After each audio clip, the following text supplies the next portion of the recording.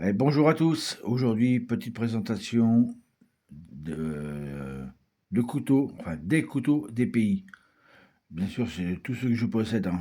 Je suis loin d'avoir tous les pays, bien sûr, mais j'en ai quelques-uns quand même de pays différents. Voilà, je vous souhaite un très bon visionnage. Et c'est parti, mon kiki. Donc, on va commencer par l'Italie. Voilà, c'est le Olpire, un manche en chaîne, et c'est un petit cousin de l'Opinel. Le blocage de la lame avec la petite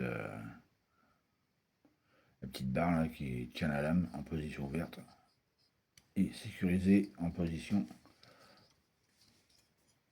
fermée. Voilà. Bah, je vous ai déjà présenté ça, mais bon, c'est histoire de faire une récap sur mes couteaux des pays différents que je possède. Peut-être une répétition de ce que je dis, mais voilà. Donc là, pour l'italien.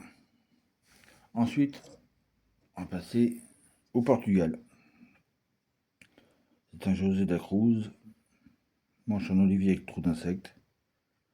Celui-ci aussi, c'est un cousin de l'Opinel. C'est une lame carbone, l'autre c'est de lame inox bien sûr. Et la virole est en laiton. Blocage de la lame en position ouverte. Et en position fermée, il n'y a pas de blocage. Ce qui est dommage. Mais bon, c'est un très beau petit couteau. Madine Portugal. Et bien sûr, comme on peut s'apercevoir, c'est pas droit. Parce que c'est taillé directement dans une branche. Apparemment. Là pour le Portugal. Ensuite, on passe à l'Espagne. Et c'est le Muena. Voilà, on voit Spain. Blocage de la lame, liner lock. Et ouverture, soit à deux mains ou avec le petit téton qui dépasse. Le manche est en aluminium. Il est vert. Et la lame, c'est l'acier, c'est du 440. Là pour celui-ci, il y a un petit jimping aussi pour mettre le pouce. C'est un très bon petit couteau, hein. Moi, j'ai bien sûr aussi. Là pour l'Espagne. Ensuite, on va passer à la Suisse. Et oui, c'est un Victorinox. C'est marqué dessus comme le porte-salut. Et celui-ci, 2008. Et c'est un pionnier. Je vais pas vous faire le descriptif complet, mais bon, voilà quoi. Un bon petit couteau. Solide et qui craint pas l'eau du tout. Voilà pour la Suisse. Ensuite, on va faire un bond. On va passer en les États-Unis. La marque SOG. C'est de lame tantôt, elle est rayée, mais bon, ça c'est ma bêtise que j'ai faite auparavant. Le manche est en plastique pour les systèmes de blocage de la lame par pompe arrière. Un bon petit couteau et qui possède bien sûr un clip profond. Donc là juste ça qui dépasse dans la poche.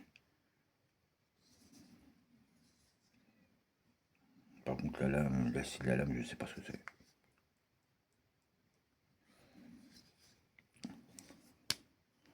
Un bon petit couteau aussi ça, j'aime bien.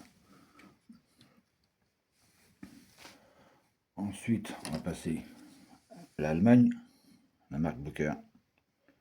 Celui-ci c'est un tout petit couteau, un 3 doigts, avec un petit jimping.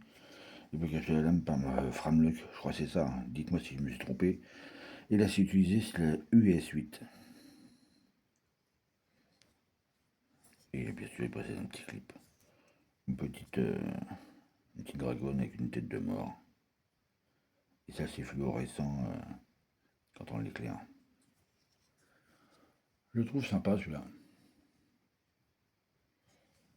franchement, pour les paqueter, pour voir les cartons et tout ça, c'est super pratique. Vraiment tout petit, hein. Celui-ci. Et c'est celle que j'ai. Si j'en ai d'autres, des couteaux allemands. J'ai la marque Herberts. Mais j'ai pris celui-là parce que je préfère présenter celui-là que les autres. Ensuite, on va changer de registre. Là, on va partir en Chine. Voilà. Bestech, modèle Texel. Petit jimping là. Ouverture une main. L'acier, c'est du D2. Fermeture, blocage de la lame par la Linerlock. Et ouverture rapide. Voilà. Il y a un clip, mais je m'en sers pas beaucoup de celui-là. J'hésite à soit enlever le clip ou le laisser. Il me sert des fois juste quand je vais me balader comme ça. Je l'emmène parce que c'est une ouverture rapide. Malgré que je suis pas trop fan de ça. Je préfère une deux mains. Ouverture à deux mains. Voilà. Et c'est assez fluide hein, quand même. Hein. Le manche, je sais même pas ce que c'est. Je fais FRL peut-être, je sais pas. Voilà. Pour le Bestech Knife. Modèle Texel. Ensuite, on passe au Japon. Ikono Kami. J'ai pris celui-ci parce qu'il représente bien le Japon. Parce que tout ça, c'est le mont Fuji qui est représenté. Avec le cerisier japonais. Là, ça peut aussi servir d'ouvre-bouteille. C'est-à-dire pour voir une canette avec une capsule, bien sûr. Et j'ai fait le test et ça fonctionne bien. Voilà pour ça. Le manche est en laiton. C'est du laiton replié. Et la lame est super rasoir. Et bien sûr, blocage de la lame en haut. Et ça fonctionne très très bien. C'est des super couteaux, les couteaux japonais. Franchement, il n'y a rien à dire sur le tranchant. C'est tranchant à rasoir, d'ouverture de boîte direct. Je l'ai repassé juste au cuir. Ça veut dire que voilà quoi. Mais ça tranche, hein. Je peux vous le garantir. Et le dernier, bien sûr, Made in France. Là, c'est le Laguiole Rossignol, manche en corne. Ce couteau-là appartenait à mon père. Je l'ai récupéré après son décès. Les mitres sont dans les tons. Il possède un tire-bouchon.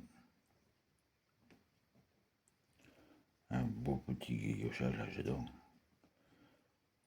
Et il a un poinçon. J'ai récupéré du couteau de mon père. C'est un Opinel. Je l'ai présenté sur ma collection d'Opinel. Qui date de 1950. Mais celui-ci, je m'en sers très peu parce que pour moi la lame est trop fine, pas assez haute. Mais la corne est vraiment superbe, hein. Franchement, pour l'âge qu'il a encore, parce que mon père s'en était servi beaucoup, comme le Pinel d'ailleurs. Voilà pour ça. Et puis, il est raide, et ça claque encore. Hein. Voilà. Voilà pour mes petits couteaux de pays différents. Dites-moi en commentaire lequel que vous aimez le mieux. Je vous souhaite un très bon week-end. On se donne rendez-vous à la prochaine vidéo dans la joie et la bonne humeur. Allez, bon week-end, portez-vous bien, prenez soin de vous et puis hasta la vista. Ciao, salut.